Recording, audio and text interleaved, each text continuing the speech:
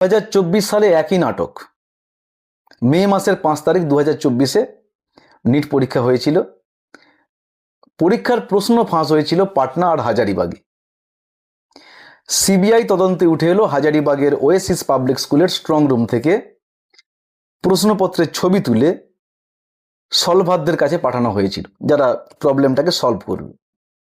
দাম 30 থেকে 50 লক্ষ টাকা।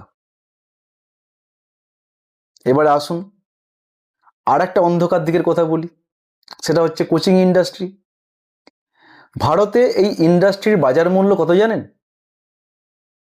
প্রায় 58,000 কোটি টাকা, মানে 7.2 বিলিয়ন ডলার। 2030 সালের মধ্যে নাকি এটা পৌঁছবে 1.5 লক্ষ কোটি টাকায়। এই কোচিং সেন্টারগুলো ফি বছর 3 লক্ষ টাকা পর্যন্ত নেয় তাদের ফিস বরাবর।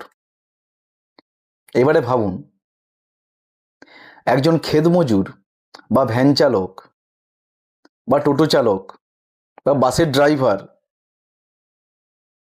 যার মাসিক আয় এভারেজ 5 থেকে 10,000 টাকা, তিনি কিভাবে এই টাকা দেবেন? আর এই গল্প